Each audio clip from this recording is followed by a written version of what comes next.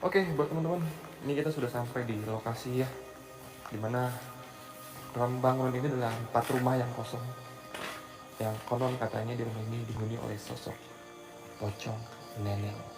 Ya, lanjut, amat.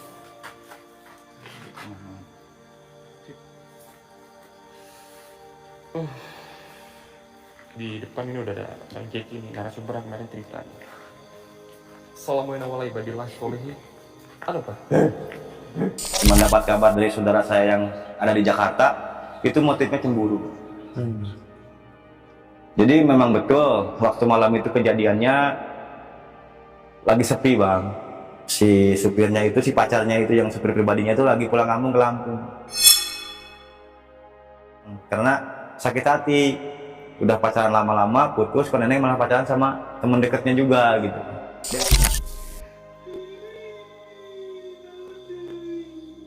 Neng, maaf ya Neng ya, kita ganggu ya Neng ya. Tadi kita ngobrol terganggu nih Neng, karena sinyalnya tuh jangan lompat atuh teh. Jangan lompat-lompatan. Teh, mau kemana teteh? Diem aja di sini. Teh.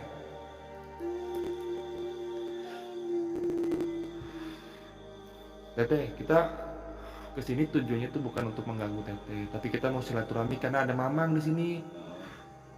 Teteh pasti kangen sama Mamang kan, sama keluarga kan? Itu ya? Iya. Teteh ada mau yang disampaikan nggak mumpung ada Mamang di sini?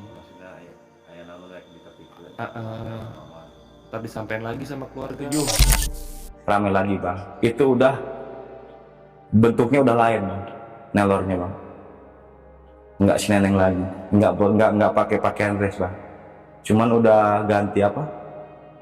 Udah ganti wujud, Bang. Jadi pocong.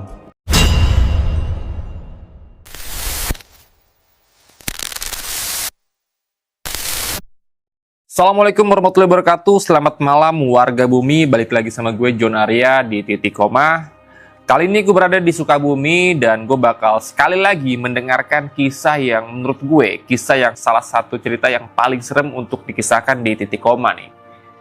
Jadi kalau kalian tahu tentang kisahnya Pocong Neneng yang pernah gue ceritakan di salah satu channel, dan sekarang gue udah bersama dengan narasumbernya asli yang bakal menceritakan tentang kejadian Pocong Neneng. Yang penasaran dengan kisah seperti apa, langsung aja kita sapa narasumber kita pada hari ini.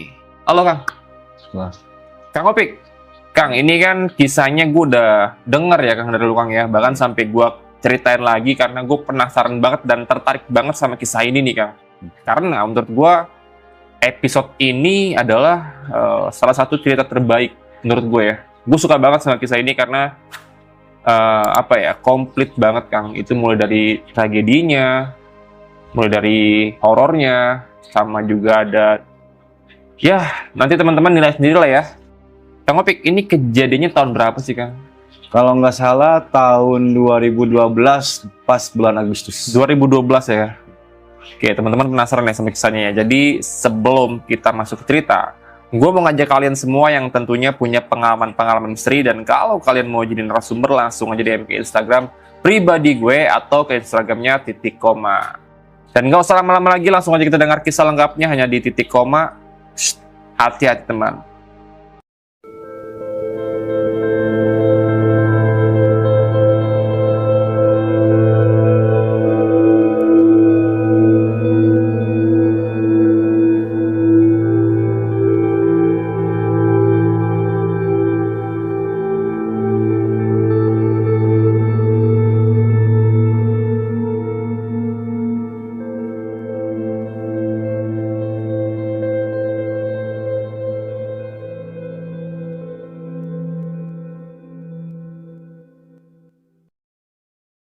Kang Opik, gimana cerita lengkapnya Kang? Di ini Bang, saya kan punya keponakan. Keponakan saya itu kan perempuan. Dia itu tahun 2011 keluar sekolah SMP, dan waktu itu kebetulan dia itu nggak mau ngelanjutin ke SMA gitu kan. Nah, jadi dia ngomong sama orang tuanya dia tetap pengen kerja gitu kan. Ya dengan alasan ingin membantu orang tua dengan cara dia kerja bisa bantu istilahnya perekonomian lah intinya kan. Waktu itu kan masih ada beberapa adiknya yang masih kecil-kecil gitu kan. Jadi dia ngalah untuk milih untuk kerja. Waktu itu pun kayak saudara saya pribadi orang tuanya ingin dia itu tetap melanjutin sekolah karena berhubung keinginannya keras ingin membantu memulihkan ekonomi keluarga. Nah, dia cobalah nanya-nanya kerja kan, kesana kesini. Akhirnya dia ketemu salah satu teman lamanya yang dia pernah kerja di Jakarta. Nah, melalui teman kerjanya itulah dikenalin sama seseorang penyalur kerja apa namanya? Kayak Pembantu ART gitu ya, ART asisten gitu, rumah tangga. asisten rumah tangga. Waktu itu pun keluarga juga kaget bang, karena kirain bercanda gitu kan. Nah, ternyata setelah jarak dari dia bilang mau kerja itu cuma 1 bulan. Akhirnya dia dapat lah. Otomatis orang tua istilahnya mau ngizinin gimana, nggak ngizinin gimana, karena udah terlanjur lah gitu kan. Dia istilahnya udah bilang kalau dia mau kerja. Singkat ceritanya datanglah si penyalur itu ke rumah. Dan dia ngasih tahu cara kerjanya kayak gimana, di mana tempatnya gitu. Kebetulan waktu itu dia dapat kerjaan itu menjadi asisten rumah tangga di salah satu perumahan elit di Jakarta. Cuman di sini saya nggak berani bilang perumahannya, nggak berani sebutin nama perumahannya itu. Nah, setelah itu kan berangkat lah bang, berangkat ceritanya kerja ke Jakarta. Alhamdulillah jalan sebulan 2 bulan, dapat kabar di sana. Alhamdulillah katanya dia kerasan. Juga istilahnya kebetulan mungkin kan waktu itu kerjaannya nggak begitu berat karena kebetulan dia kerja di rumah orang asing lah, orang asing. Nah waktu itu dia ngasih kabar, singkat ceritanya dapat 6 bulan dia kerja, dia ngasih kabar lah ke kampung kalau dia itu punya pacar. Otomatis keluarga nanya kan orang mana, kebetulan katanya satu kerjaan sebagai tukang kebun di sana. Orang mana? Orang Jawa. Udah suka cerita pacaran mungkin ada satu masalah atau gimana gitu kan, nggak tahu lah. Dapat kabar dia putus bang, putus sama si tukang kebun itu. Dapat 3 bulan dia putus, dia nyambung bang sama supir pribadinya bosnya dia juga. Nah, ya namanya ABG lah yang baru-baru puber gitu kan, pacaran lah. Ceritanya pacaran lagi sama si supirnya itu. Nah bang, kebetulan waktu itu dia ngabarin ke kampung itu majikannya pulang dari luar negeri ke Indonesia gitu ya. Nah, disinilah bang awal kejadiannya yang menimpa ponakan saya loh. Jadi pas begitu dia keluarga dapat kabar bahwa bosnya katanya datang dari luar negeri, cuma dapat 2 minggu, dia balik lagi bang ke luar negeri. Sudah balik lagi ke luar negeri, otomatis bertiga lagi tuh di rumah itu kan, si tukang kebun sama si sopir. Si sopir itu kebetulan pas keberangkatannya si bosnya ke luar negeri itu, si sopir ini dapat cuti bang. Dia pulangnya kemana? Ke Lampung. Kenapa keluarga bisa tahu supirnya orang mana, tukang kebunnya orang mana? Karena sering kontekan lah sama ponakan saya itu kan, orang tuanya sering cerita lah ponakan saya kalau dia sekarang nggak pacaran lagi, gini lah sama keluarga. Sinilah bang awal ceritanya. Teman kan si supirnya pulang nih ke Lampung, si pacarnya ini tinggal si ponakan saya ini, si Neneng sama si tukang kebun itu. Mantannya ya? Mantannya. Nah, awalnya dari sini bang awal kejadian. Ini keponakan saya ini ditemuinnya udah meninggal sama tukang sayur paginya bang. Jadi begini ceritanya kan.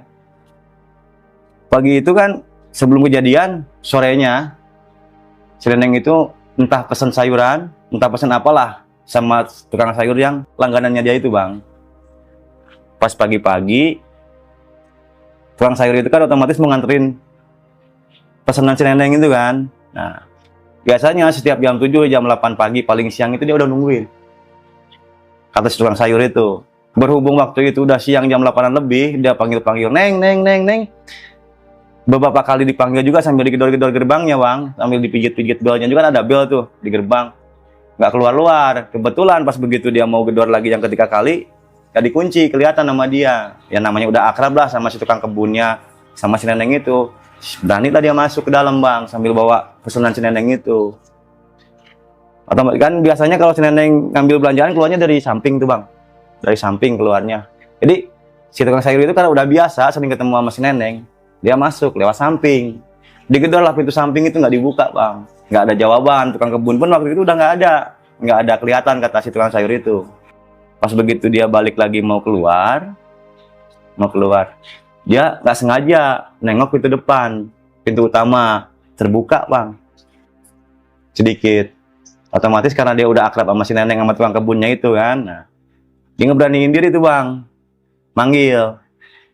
Apa mungkin lagi bersih-bersih gitu kan di ruang tamu, karena ya namanya juga rumahnya gede gitu kan. Tadinya dia sambil manggil sambil nengok bang. Pas dia buka pintu utama itu, kaget bang. Jadi posisi keponakan saya itu udah bukan terlentang, jadi tengkurap gitu ya, dengan posisi kepala ini pecah bang. Di situ ada salah satu, ini keterangan si tukang sayur ya, ada salah satu pajangan pot yang gede itu terserak-serak atas pecahannya. Karena si tukang sayur itu kaget, nggak berani ngambil kesimpulan, akhirnya teriak-teriak ke warga minta tolong sana sini. Singkat ceritanya dibawalah mungkin ke rumah sakit ya, karena saya juga kurang tahu lah posisi prosesnya kayak gimana waktu di tempat kerja dia. Singkat cerita dapat 1 hari 2 hari ada kabar ke rumah sambil bawa jenazah itu di ambulan itu bang.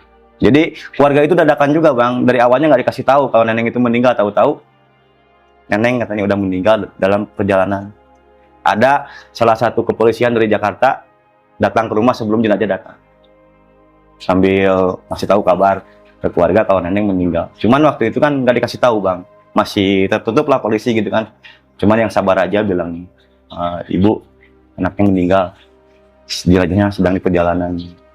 Kebetulan waktu itu datangnya sore bang, jam 2, saya juga ikut nurunin. Pas saya turunin itu bang, otomatis kan kalau nyama di kampung walaupun udah dari rumah sakit itu kan udah bersih lah, harusnya kan tinggal kita makamin aja. Cuman kalau orang kampung dulu kan, bukan dulu sih ya, kalau sekarang juga masih kayak gitu, nggak mau gitu kan langsung main kuburin. Jadi minta dimandiin ulang. Waktu mau dimandiin kan saya ikut gotong bang, itu benar-benar pecah ini bang, hancur bang. Jadi saya merinding bang, jujur aja tiap saya nyeritain, saya ingat kejadian itu saya merinding sendiri bang, karena ya saya pribadilah yang ngalaminnya. Mungkin kalau orang lain yang ngalamin nggak tahu lah gitu kan. Cuman satu ini ponakan saya pribadi bang, keduanya juga nyata lah yang saya lihat itu bukan kabar aja dari orang gitu. Waktu pas dimandiinnya itu kan otomatis kan di rumah sakit juga udah sehari semalam bang. Jadi pas datang ke rumah itu 2 hari 2 malam.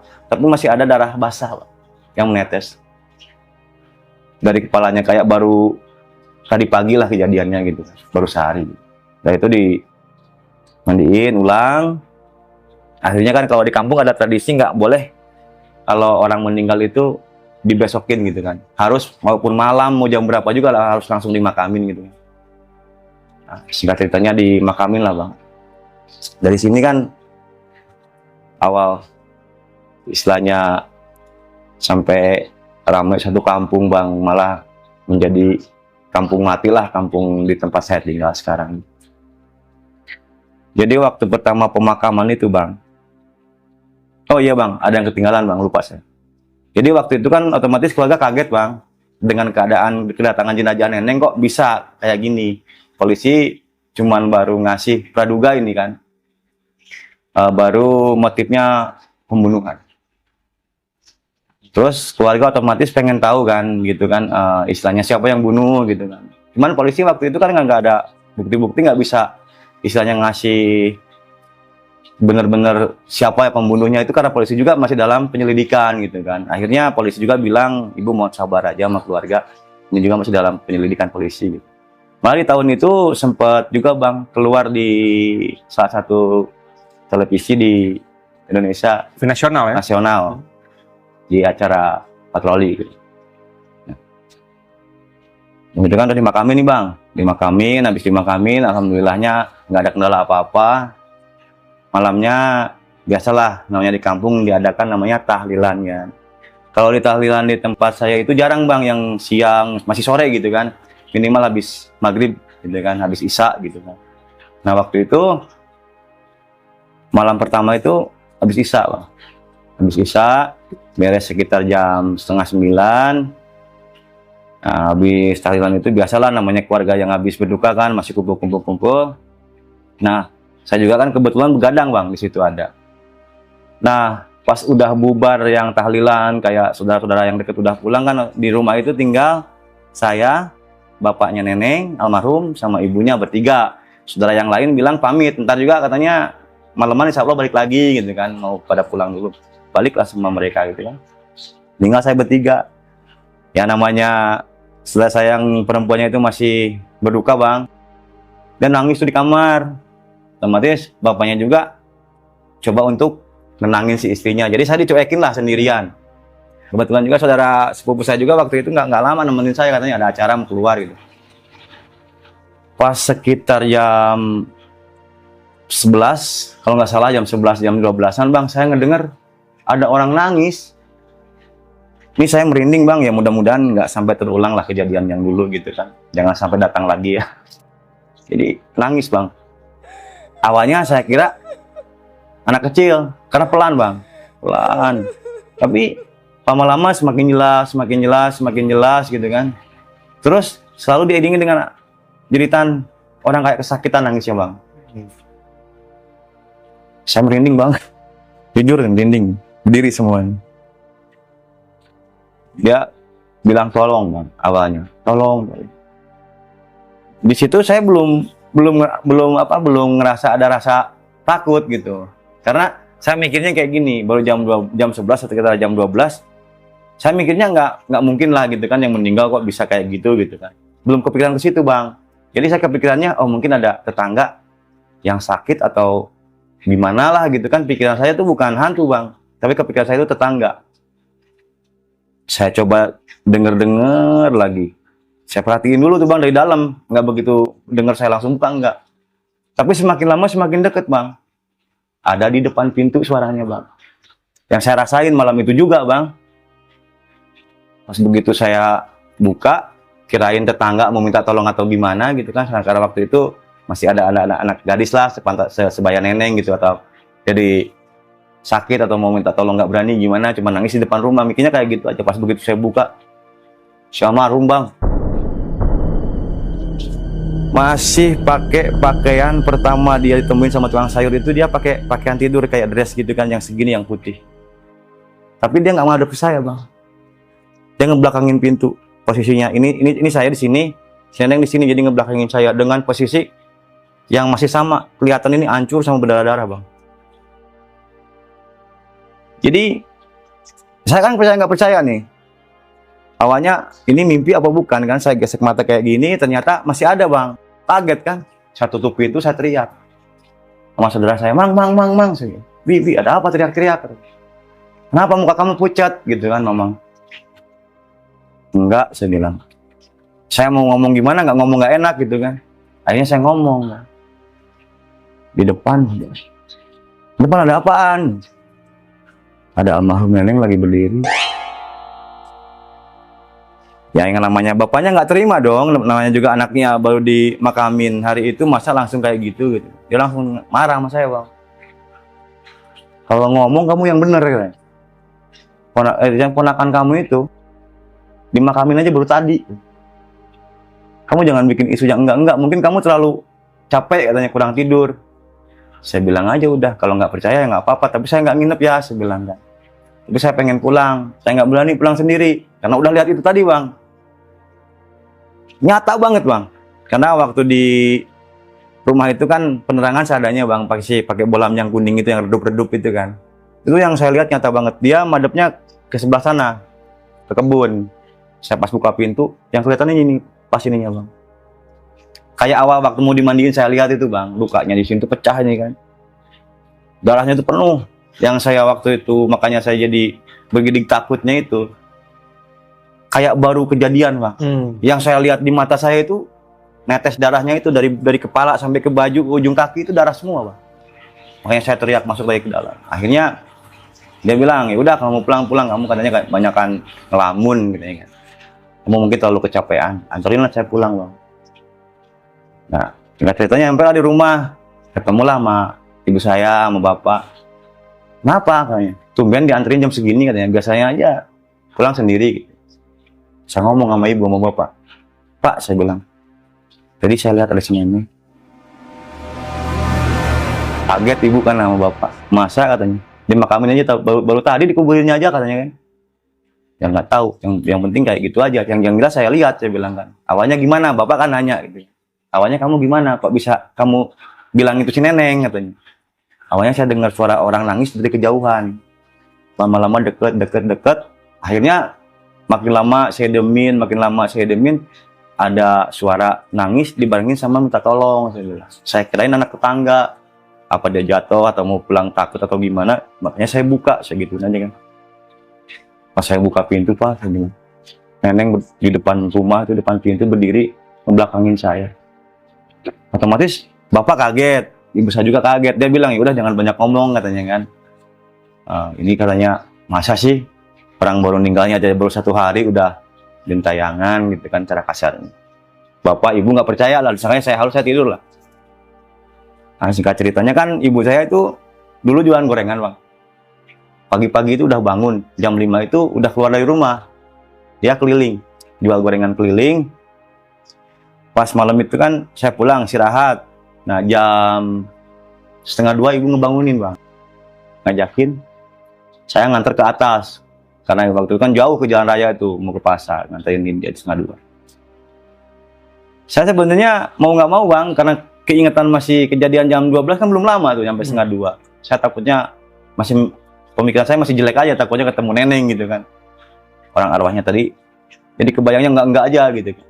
Kata ibu, ya udah nggak apa-apa katanya, nggak bakalan. Itu mah cuma penglihatan kamu aja lagi ngelamun gitu. Ya udah. Kebetulan kan di rumah itu bang, pintu depan sama pintu samping itu ada. Nah ibu kan biasa kalau dia mau ke pasar suka lewat belakang, lewat kamar mandi kan. Kamar mandi itu di rumah saya itu di luar kalau dulu tuh bang. 1:30 itu ibu keluar dari pintu samping, saya nungguin lewat pintu depan gitu kan. Pas begitu dia keluar dari pintu samping, ada gang kan, ada kamar mandi. Pas di gang itu ibu saya teriak-teriak, menjerit gitu kan. Astagfirullah. Ya kan, yang kita kan waktu itu di depan langsung lari, nyamperin. Saya tanya, ada apa mak? Segitu kan. Boro-boro dia ngejawab, langsung jatuh pingsan. Pingsan, saya manggil bapak, itu kan, Pak, saya bilang, ibu jatuh nih dekat kamar mandi. Sangkanya saya tuh ibu kepleset gitu kan. Digotong lah sama bapak kan, masukin ke dalam. Biasalah kasih kayu putih gitu kan. Lama-lama kan ibu sadar, langsung kaget pas sadar bang, sambil menggigil badannya. Tanya sama bapak, ada apa katanya, jatuh gitu kan. Makanya kalau jalan lihat-lihat, katanya licin kan di samping itu, nggak apa lewat samping, nggak lewat depan aja langsung. Sampai kepleset pak katanya. Bukan kepleset aja, kenapa? Ibu juga setengah takut gitu kan, mau ngomongnya sama bapak. Akhirnya tanya lagi sama bapak kan, kenapa, ngomong aja nggak apa-apa, ada apa? Ibu itu, kata ibu, pas dia keluar dari pintu samping itu, awalnya dia ngelihat kayak ada orang di kamar mandi. Awalnya sangka ibu tetangga numpang gitu, namanya juga suka, nah istilahnya ada tetangga suka numpang, udah nggak aneh gitu kan kalau di kampung. Sama ibu tuh disamperin bang, ngapain katanya jam segini udah main air, katanya mau kemana gitu, tumben katanya. Disangkanya itu tetangga sebelah bang. Pas dilihat bang, katanya neneng bang, dia berdiri pas di kamar mandi itu. Kalau sama ibu juga nggak ngasih wajah bang, sama saya merinding juga nih ngomongin. Jadi dia ngebelakangin ibu, wajahnya badannya itu pas di pintu kamar mandi. Di kamar mandi kan, di pintu kamar mandi ini dia madepnya ke dalam kamar mandi, ibu kan dari luar tuh. Pas dinyalain lampu, kata ibu kan waktu itu ada lampunya kan dari luar, jadi dihidupin sama ibu. Sepintas nih bang, neneng bang berdiri. Di situ ibu langsung refleks, kaget, udah merasa nggak jelas gitu perasaannya, sampai lemes, udah nggak inget apa-apa lagi. Nah, singkat ceritanya, habis itu udahlah kita nggak ngobrol banyak lagi gitu kan, istirahat. Ibu istirahat, nggak jadi ke pasar.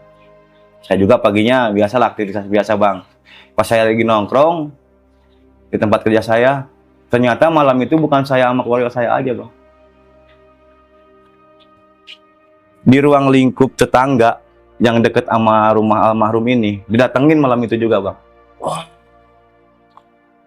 merinding saya bang, ceritanya ini bener-bener ngerasa saya kebawa ke suasana yang dulu lagi gitu kan. Jadi sama tetangga itu awalnya ketuk-ketuk pintu, yang lebih parahnya nggak ada suara tangisan, nggak ada jeritan minta tolong, nggak kayak ke saya pertamanya kan tolong gitu kan, tolong sambil nangis. Itu enggak bang. Pas gitu dibuka sama tetangga, ada tetangga agak jauh lah, berapa rumah dari rumah almarhum itu bilang, ya sampai pingsan di depan pintu bang. Itu juga mau subuh ketemuin sama anaknya yang mau berangkat kerja. Tetangga itu pingsan, si ibu itu kan. Nah ditanyain sama anaknya, ya begitu sama ceritanya kayak yang dilihat sama ibu saya pribadi. Jadi neneng itu ketuk pintu, ada yang gedor-gedor pintu katanya kan. Yang namanya di kampung udah nggak aneh lah bang. Malam itu takutnya ada orang sakit atau ada apalah minta tolong gitu kan. Pas dibukain, nggak ngasih wajah bang, tetap ngebelakangin di halaman rumah katanya. Ya walaupun remang-remang pakai lampu bohlam yang kuning itu, tapi kalau orang berdiri itu masih kelihatan jelas bang, apalagi pakai baju putih gitu. Nah hari itu juga rame, cuman nggak nyampe ke keluarga neneng lah, masih ditahan gitu kan. Cuman waktu itu karena dia bilang kayak gitu tuh anaknya sama saya, karena dia teman kerja lah, teman deket gitu kan.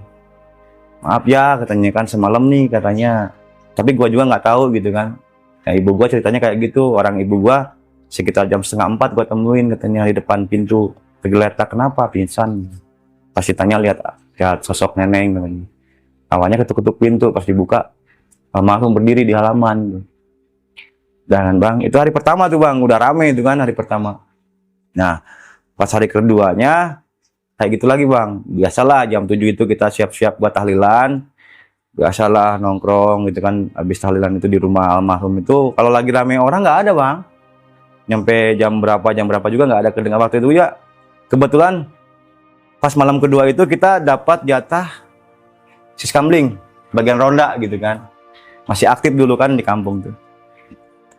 Saya bilang, udah ngopi aja dulu di sini rondanya, saya bilang kan. Ah nggak enak katanya kan, pas kamling kosong tuh katanya kan.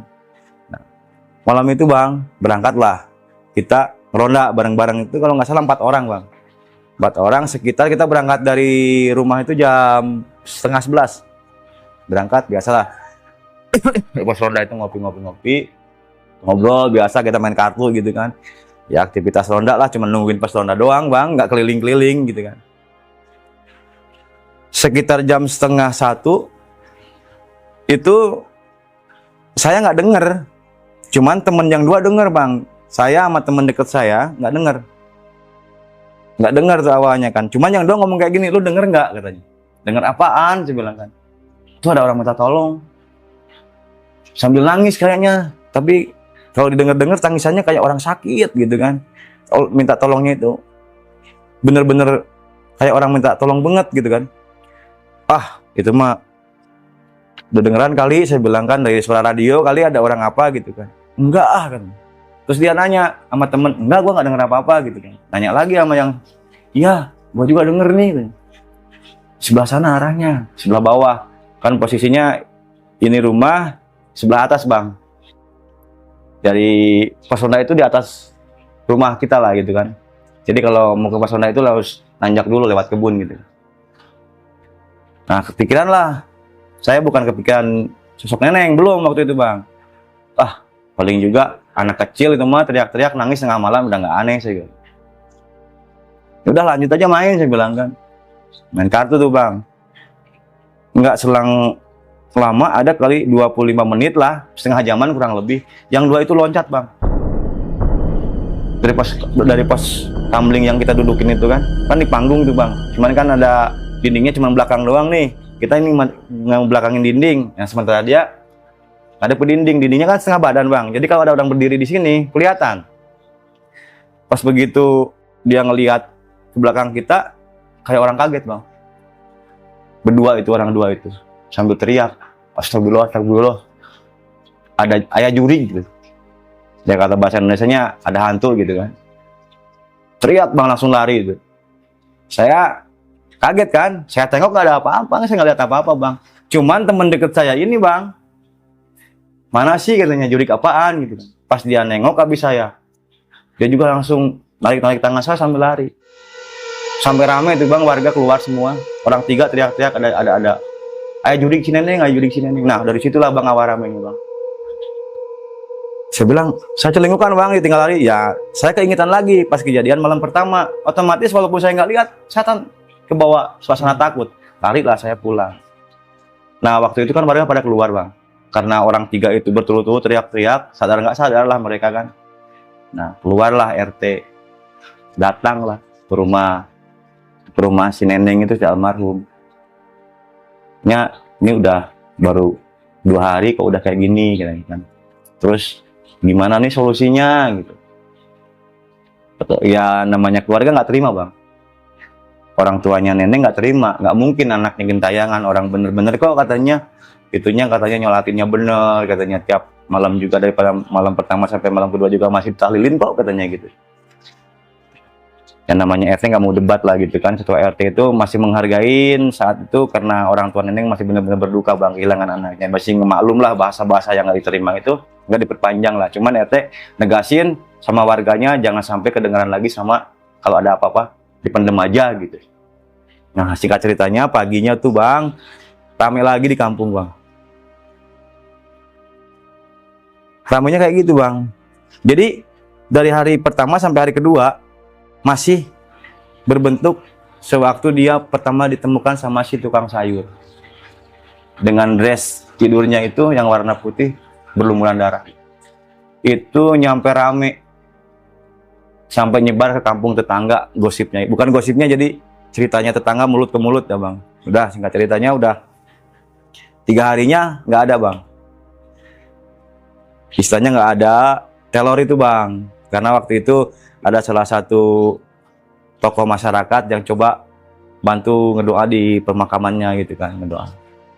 Malam ketiga nggak ada, malam keempat nggak ada, malam kelima nggak ada, malam ketujuh ramai lagi bang. Itu udah bentuknya udah lain bang, nelornya bang. Nggak si neneng lagi, nggak pakai pakaian dress bang. Cuman udah ganti apa? Udah ganti wujud bang. Jadi Pocong bang. Dengan muka si neneng masih mukanya masih muka neneng, cuman dia udah kayak mayat yang udah pakai kain kapan ditaliin. Cuman di situ yang bikin ramainya itu pocongnya merah loh. Yang merah itu karena dari darah kepalanya, yang dari sini karena jadi ini begini ceritanya bang. Malam ke-7 habis tahlilan terakhir kan, 7 malamannya itu saya juga ikut. Alhamdulillah yang 7 hari itu masih ngedoa di situ, masih ikut tahlilan, masih ikut begadang gitu kan. Waktu itu kebetulan ada tetangga supir yang suka bawa angkot kan. Nah, nggak jauh bang rumahnya dari rumah saya sama rumah almarhum ini. Dia selalu keluar dari garas mobilnya itu kalau nggak jam 1 pasti jam 2. Itu pas dia ngelewatin rumah neneng itu awalnya aman katanya bang, nggak nyium bau apa, udah nggak ada aroma-aroma yang orang meninggal gitu bang. Tapi pas begitu mendekati gang yang mau ke atas bang, awalnya dia lihat sosok perempuan awal pertamanya bang. Dia nyangkanya itu cewek nakal yang mau pulang gitu, mungkin ke kemalaman atau gimana gitu kan. Diikutin sama dia bang, nyampe ke gang atas itu. Pas di gang atas kan ada belokan tuh yang mau ke jalan raya. Nah pas di situ mentok kan gelap tuh, dia nyalain HP bang. Pakai senter dulu kan, ada HP yang kecil itu kan, yang HP kecil itu ada senternya itu kan. Pas nggak lama dia belok ke gang itu, pas diikutin ke gang itu ganti wujud bang, jadi pocong. Jadi semakin lama itu bukannya semakin aman kampung itu bang, malah sebagian sanak saudara saya juga ada lah saudara-saudara yang milih untuk pindah dari situ bang. Karena dari malam ke-7 itu teror itu semakin gimana ya, semakin nyata gitu bang. Jadi bukan semakin nggak ada, tapi semakin jelas terornya gitu. Jadi yang selalu kedengarannya tuh minta tolong, ketuk-ketuk pintu tiap dibuka. Si almarhum tiap dibuka si almarhum. Kadang kalau ada orang yang ngontrak bang di samping rumah, dia pulang dari Jakarta kerja kan nggak tahu kalau neneng itu meninggal. Nah dia nggak dapat kabar. Dia itu ketemu bang, ketemu sama si neneng. Tapi ketemunya nggak nakutin bang katanya awalnya. Kayak orang-orang biasa. Otomatis kan yang mikirnya wah tetangga gua nih gitu kan. Jadi pulang bareng, cuma ditanya, "Neng dari pasar ya?" Jam segini baru pulang gitu kan. Padahal itu baru jam 1 bang. Dia nggak nyautin, cuma jalannya cepet. Diikutin kan, penasaran ada apa sih ini orang kan cepet banget jalannya. Pas mau masuk ke gang, yang mau ke komplek yang ke rumah ke bawah itu, ke gang kecil, Neng berdiri udah ganti wujud bang. Ininya pecah. Gila. Makin instan bang. Akhirnya yang ngontrak di situ nggak betah bang, karena nelornya itu bener-bener. Malah ada orang yang berani mungkin ya. Dibukain pintu ditanya, "Ngapain kamu ganggu saya? Saya nggak tahu apa-apa." Saudara aja bukan katanya kan. Saya nggak tahu masalah kamu gimana masih hidup di Jakarta gitu. Cuman dia itu minta tolong terus bang. Jadi nampaknya seolah-olah dia itu mau menyampaikan sesuatu, tapi orang keburu takut bang. Bayangin aja lah, siapa yang nggak takut, saya sendiri aja. Sampai teriak-teriak saudaranya, apalagi orang lain gitu kan. Tambah parahnya kesininya, semakin lama bukannya hilang bang telur itu, semakin parah bang. Jadi kadang kebetulan wujud nenek. Yang lebih parahnya lagi itu tahu nampakin bang, kalau di depan rumah, di gang-gang rumah, kalau habis ketuk-ketuk itu pocong bang. Tapi dengan wajah si nenek gitu. Otomatis rame, warga ngerasa malu dan ngerasa nggak enak sama warga, manggil lah salah satu orang pintar bang. Orang pintar itu datangin ke rumah sama ustadz, nyampe di ngajiin ulang bang. Awalnya tahlil kan di rumah, ini di makam ya bang, tiap hari bang, tiap sore. Tapi nggak ada perubahan, dari telur itu bang.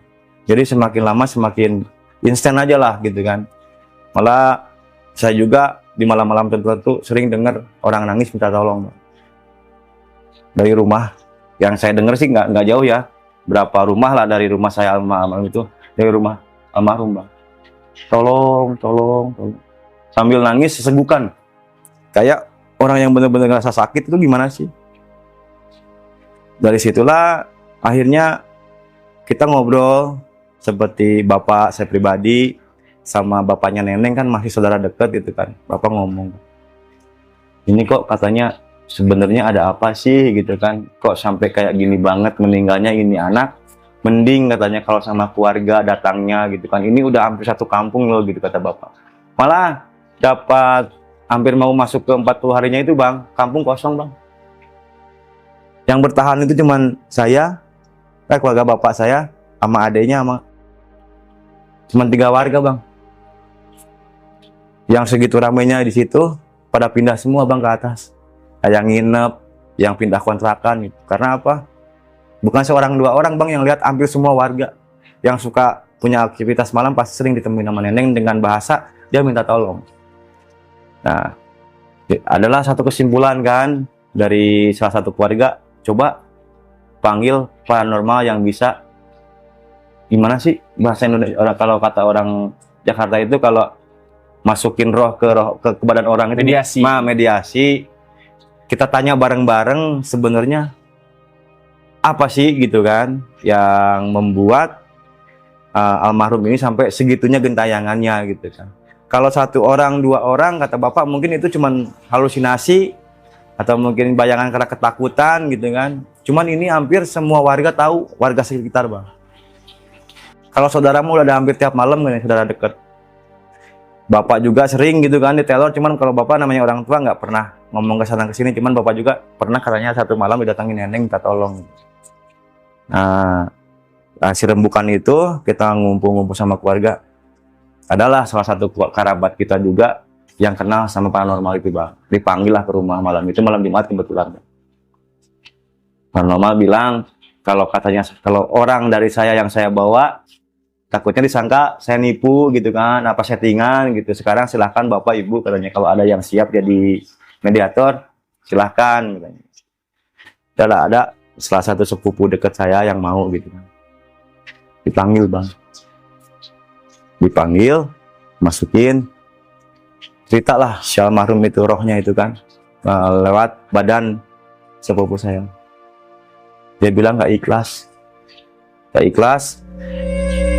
saya masih banyak cita-cita yang belum diwujudin. Terus kan pertama tanya, bener ini neneng? Iya bu, katanya kan sama ibunya. Iya pak, kenapa neng? Katanya, kenapa kamu kok bisa kayak gini gitu kan, meninggalnya sampai bikin heboh gitu kan, warga kampung, saudara-saudara kamu datangin. Saya cuman pengen minta tolong. Katanya. Dia minta tolong gimana gitu kan. Awalnya dia nggak jawab bang, cuman ngomonginnya, saya masih punya cita-cita yang belum terwujud. Saya pengen ngebahagiain ibu, katanya. Pengen ngebahagiain bapak, dia bilang kan. Tapi kenapa akhirnya kok saya dibunuh gitu kan.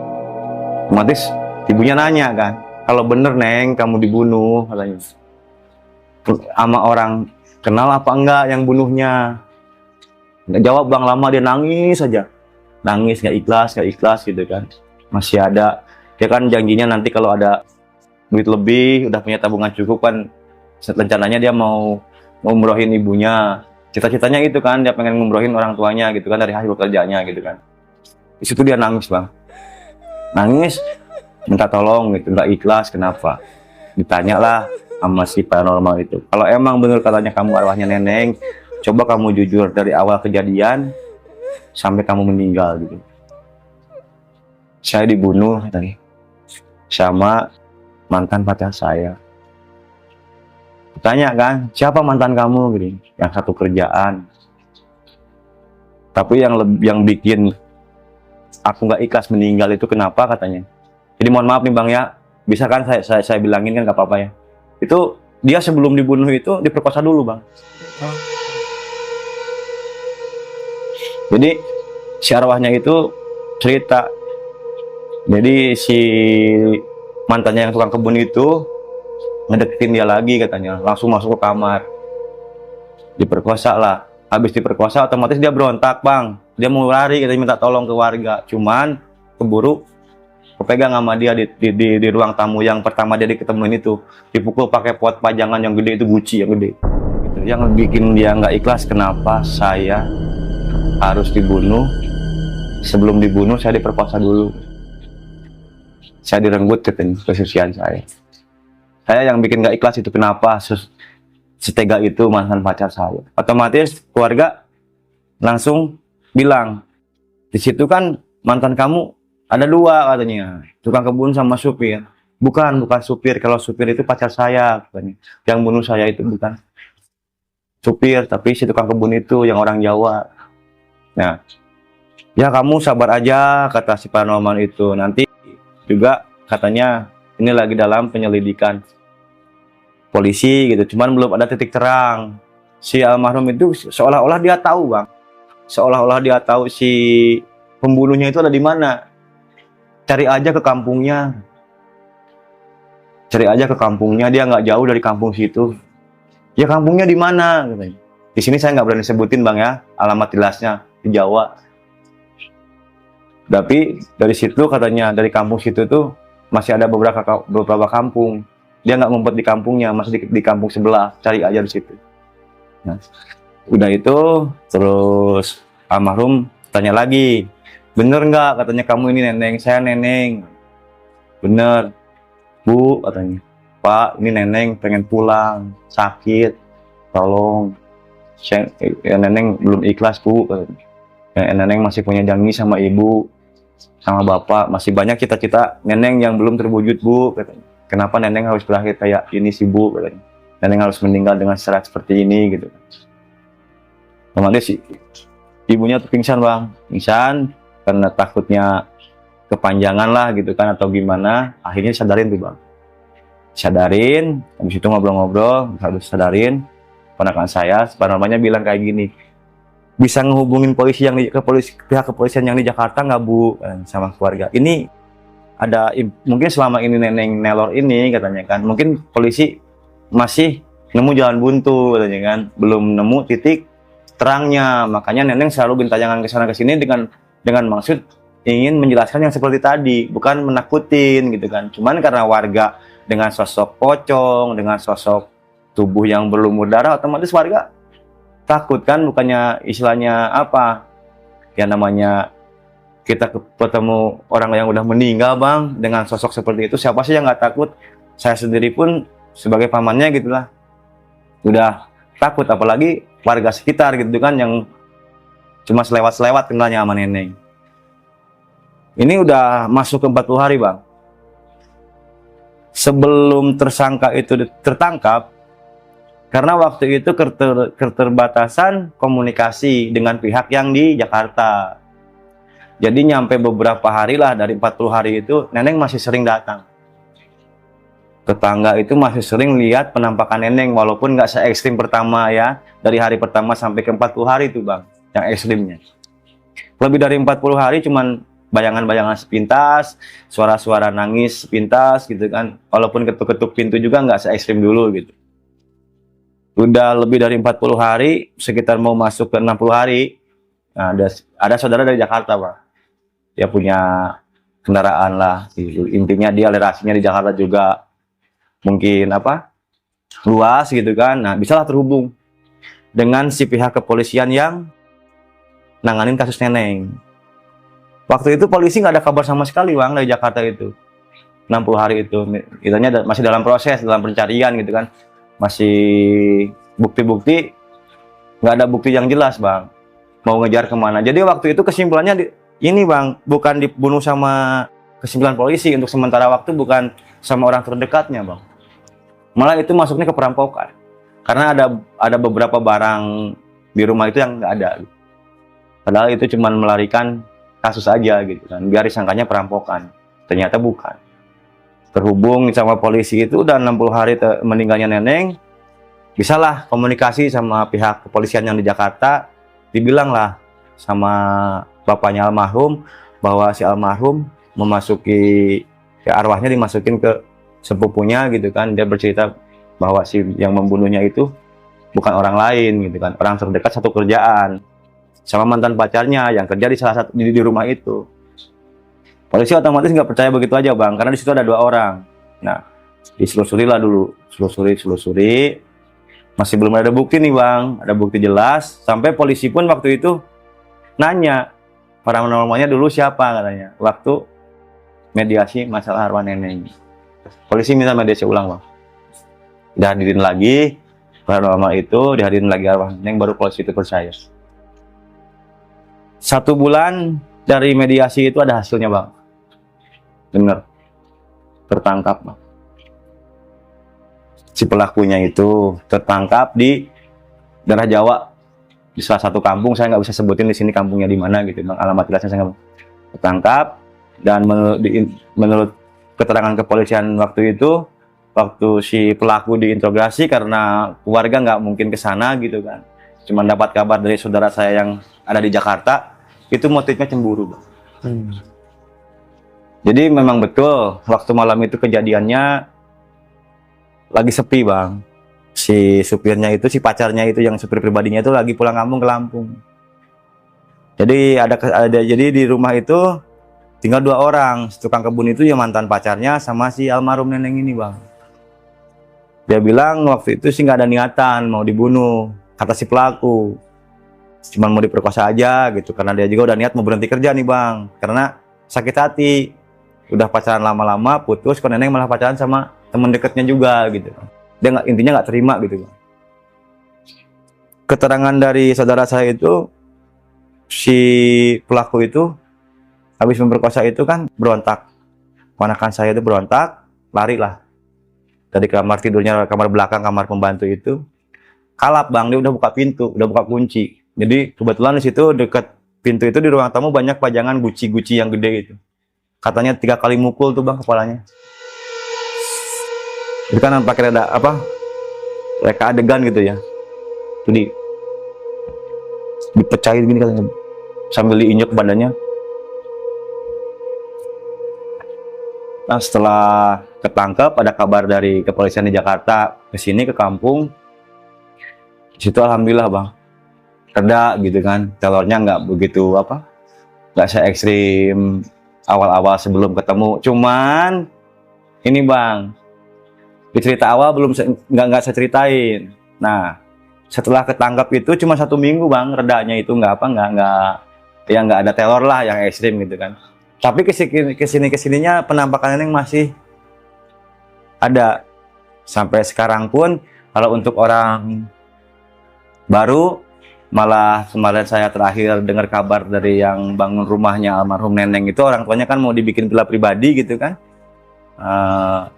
Ada kejadian kesurupan massal katanya. Di situ orang yang kerja, padahal itu siang kerjanya, jam 12 siang itu kesurupan massal katanya. Jadi gini bang, udah itu kan udah lama lah gitu kan, udah ketangkep gitu kan, udah jelas lah pelakunya udah ngaku gitu kan. Ya pemikiran kita semua sebagai keluarga ataupun orang tuanya Neneng almarhum mikirnya alhamdulillah nih si tersangka udah tertangkap gitu kan, mungkin almarhum gak bakal ngentayangin lagi warga. Ternyata bang, cuman 1 minggu setelah penangkapan itu, setelah kabar jelasnya itu si pelaku itu ditahan, cuman seminggu bang telur itu nggak ada.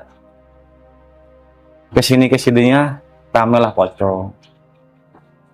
Setiap malam itu, malam-malam tertentu itu bukan penampakan lagi Neneng bang, tapi pocong. Pocong itu dengan kain kafan berwarna merah di sekitar kepala sampai punggung bang. Dirame kan, otomatis warga nanya gitu kan, katanya kemarin udah ketangkep gini. Nah, orang tua Neneng itu saking malunya bang, karena dari awal pertama Neneng dikuburin nyampe 60 harinya itu telur terus-terusan sampai berapa bulan kemudian tuh pindah bang. Singkat ceritanya kan, berapa bulan kemudian dia pindah, dikosongin lah rumah itu. Nah, setelah dikosongin sama orang tuanya Neneng, banyaklah kejadian-kejadian janggal, banyak orang yang lewat tengah malam melihat sosok pocong Neneng. Rame lagi tuh dari situ bang. Pocong Neneng, banyak lah. Seperti orang-orang luar yang bertamu, yang mau berangkat kerja malam, ditampakin pocong Neneng bang. Nah, setelah itu otomatis ada salah satu tokoh masyarakat yang datang ke tempat bapak saya pribadi gitu, nanya, ini kan udah beres katanya. Pelakunya juga, kok ini masih ada penampakan ini, ada apa sih sebenarnya, kok lama-lama tambah kejanggalannya tambah parah gitu. Ditelusurin lah sama bapak saya pribadi, karena kalau untuk orang tua almarhum Neneng udah angkat tangan bang, dia udah malu, nggak mau lagi ikut campur masalah itu gitu. Nanya lah sama si tukang kuburnya itu yang nguburin Neneng. Waktu itu kan dikuburinnya malam kan, sebelum Isya. Itu ada salah satu itu pengakuan yang nguburinnya ya bang. Ada salah satu tali yang ketinggalan nggak terbuka. Itu bapak juga nggak percaya begitu aja, cuman nanya lagi. Kesaksian dari berapa yang waktu itu yang nguburin kan, ada turun tuh 3 orang ke bawah yang mau nguburin jenazah itu kan, yang nunggu jenazah itu turun ke tanah itu kan bang, 3 orang itu semua ngaku pas di bagian ujung kepala yang nggak terbuka, karena katanya kelihatannya darahnya itu banyak keluar lagi gitu, makanya kaget, udah malam ditinggal. Nah itulah bang, sampai sekarang juga belum terbuka karena orang tuanya Neneng itu nggak terima, nggak merasa gitu kalau itu sosok pocong itu adalah anaknya, karena anaknya udah tenang, ngasih pelakunya udah ditangkap. Tapi nyampe sekarang, nyampe rumah itu dibangun, nyampe bangunan-bangunan baru sekarang lagi sedang pengerjaan, masih ada sosok itu. Malah suatu hari kemarin katanya awal pengerjaan bang, baru 2 hari pengerjaan di sana, kabarnya dari saudara saya pribadi orang yang kerja kesurupan semua. Oke Opik, terima kasih ya udah mau cerita ya.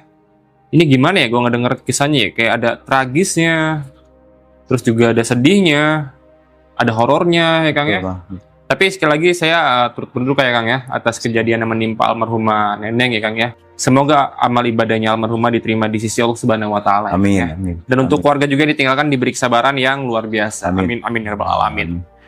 Dan ini sebenarnya kita menceritakan kejadian ini bukan mau mengungkit tentang luka lama nih teman-teman. Jadi hanya untuk mengedukasi ya Kang ya, Betul. tempatnya Kang ya. Karena sebenarnya kenapa gue angkat cerita ini, setelah kita podcast di tempat yang Tilu Dulur Misteri itu Kang ya, Betul. kita kan mendatangi lokasinya langsung. Betul. Karena rumahnya almarhumah neneng ini selama bertahun-tahun itu ditinggal kosong dan Tinggal kosong. muncullah stigma angker kepada warga sekitar. Betul. Bahkan sampai orang yang mau lewat aja itu takut ya Kang ya. Iya. Sampai kampungnya jadi kosong lagi. Tapi memang benar-benar untuk lokasi rumah tersebut, terakhir gue kesana sama Alpik sama Ayan juga waktu masih di Tilu Dulur Misteri, itu kita live langsung ke lokasi dan lokasinya bener-bener kosong, ada 5 rumah yang kosong dan dipenuhi semak belukar. Cuma sayangnya pas kita mau penelusuran ya Kang ya hari ini ya Kang, rumahnya itu sedang dibangun, direnovasi, mau dibuat villa, jadi kita nggak bisa ke sana. Tapi buat teman-teman yang penasaran sama rumahnya, kondisi seperti apa, nanti kita tampilin cuplikan, kita tampilin videonya, atau yang mau lihat lengkapnya bisa di channelnya Tilu Dulur Misteri. Itu ada di video live-nya. Cari di kanal live-nya ya. Kang, ini saya mau nanya ya Kang ya. Tuh. Berarti kan rumah itu kosong lama banget nih. Lama ya. Dari tahun 2012 Nyampe sekarang tahun sampai 2000. saat ini. Iya.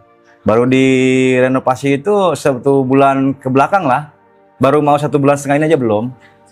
Jadi baru mulai direnovasi. Baru mulai direnovasi. Iya. Dari tahun 2012 sampai tahun 2025 inilah. Ya. Tapi alhamdulillahnya untuk saat ini situasinya udah kondusif ya Kang. Alhamdulillah. Seangker seperti pertama ya. Iya betul. Makanya direnovasi lagi. Direnovasi lagi. Jadikan villa. Villa. Nah, itulah teman-teman. Sebenarnya ya kasusnya sudah berakhir dan tersangkanya juga sudah dipenjara ya Kang. Udah ditangkap. Di penjara. Oke, sebenarnya udah lengkap banget sih. Apalagi yang mau gue tanya gitu kan. Karena kisahnya itu udah bener-bener komplit banget. Akang juga menjelaskannya secara detail banget. Dan lagi-lagi, ya semua kejadian itu pasti ada sisi positifnya teman-teman. Ambil sisi positifnya, buang sisi negatifnya. Oke, mungkin sampai situ aja kali Kang ya, kisahnya Kang ya. Buat yang penasaran sama kisahnya, nanti gue tampilin videonya. Waktu gue bersama Akang live ke lokasinya langsung. Dan itu bener-bener gila, karena saat itu Kang Ian kerasukan ya. Betul. Kerasukan dan apa ya, gesturnya tuh aneh. Seperti kayak ya kayak layaknya pocong yang kita lihat di TV-TV ya. Kayak gini dan menggeleng-geleng badannya. Kang, sekali lagi terima kasih banyak. Sehat buat Sama. Akang ya Kang ya. Salam Amin. untuk keluarga di rumah. Insyaallah. Dan buat teman-teman yang punya kisah menyeramkan, kalau kalian mau jadi narasumber kayak Aopik, kalian bisa langsung aja DM ke Instagramnya Titik Koma atau Instagram pribadi gue. Dan akhir kata, gue Jon Arya dan Aopik pamit undur diri. Assalamualaikum warahmatullahi wabarakatuh.